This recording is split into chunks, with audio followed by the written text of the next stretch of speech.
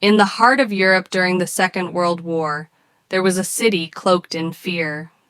Prague, the ancient capital of Czechoslovakia, had fallen under Nazi control. Its cobblestone streets, once filled with music and life, now echoed with the heavy steps of occupying troops. Posters shouted propaganda. Neighbors whispered carefully, never sure who might be listening.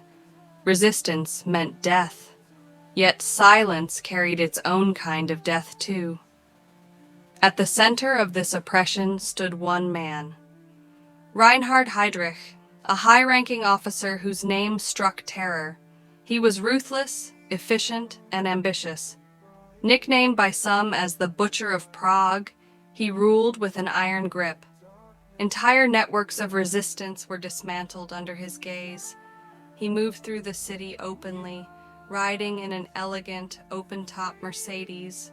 No escort, no fear. To many, he seemed untouchable. But beyond the borders of Czechoslovakia, the exiled government dreamed of striking back.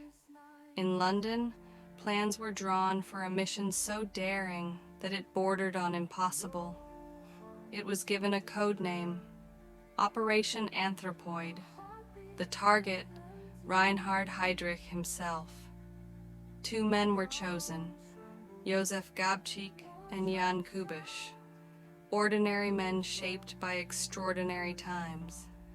Both had fled their homeland after the Nazi invasion, joining the fight abroad. They trained in Britain, learning sabotage, explosives, and the skills of silent survival. The mission they accepted carried almost no chance of survival, yet they did not hesitate. In late December of 1941, under the cover of night, their plane crossed the skies of occupied Europe. The parachute drop into the snowy fields of Bohemia was dangerous. Separated from their comrades, nearly lost in the cold countryside, the men gathered themselves and pushed on. They carried little more than forged papers, false identities, and the weight of their nation's hope. For months they hid in safe houses, aided by brave Czech families who risked everything to protect them. Each day was a test of nerves. The Gestapo hunted constantly for spies. A careless glance, a slip of an accent, could mean exposure. Yet slowly, the two men began to weave themselves into the fabric of Prague's resistance. They studied Heydrich, his car routes, his habits, his arrogance. Each morning, his Mercedes cut through the streets without protection. No armored escort, no convoy. To Heydrich, his authority was enough armor. To the resistance, it was an opening. But planning was excruciating. Attempts were delayed. The right moment never seemed to come.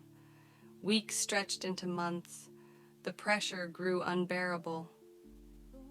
Each morning, Gabčík and Kubiš woke, not knowing if this would be their last day. The mission weighed heavily, yet the goal remained clear.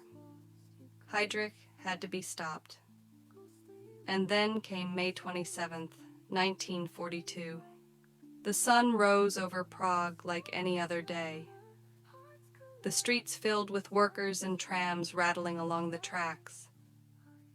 At a sharp bend in the road near Bulovka Hospital, Gabčík took his position, machine gun hidden under his coat. Kubiš stood nearby, hand steady on a grenade.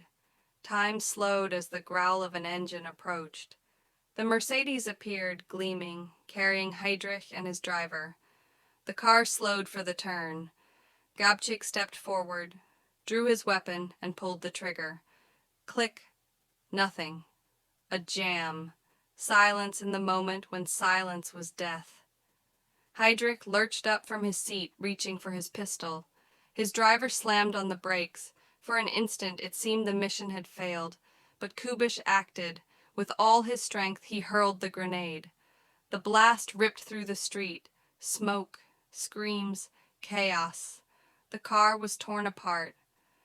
Heydrich staggered, wounded, stunned, his aura of invincibility shattered.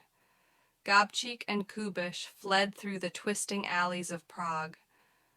Behind them, Heydrich lay injured, his reign abruptly broken. Within hours, the city buzzed with rumors, and soon the world knew. A high-ranking German officer had been struck in broad daylight. But victory brought fury.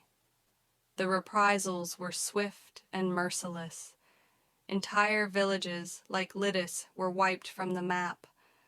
Thousands of innocent men, women, and children suffered in retribution. The Gestapo unleashed a manhunt, scouring every corner for the paratroopers.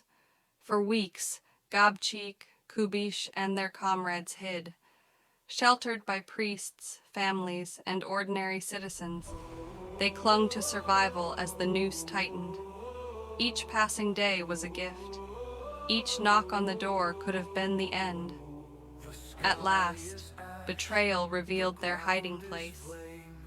Surrounded in the church of Saint Cyril and Methodius, the partisans prepared for their final stand. The church walls shook with gunfire as German troops poured in. Smoke filled the crypt. Outnumbered and outgunned, the men fought with everything they had. Grenades, pistols, desperation. For hours, the echoes of battle rolled through the stone vaults, and then silence. The resistance fighters were gone, but not broken. They had chosen death over capture. Reinhard Heydrich would never rise again.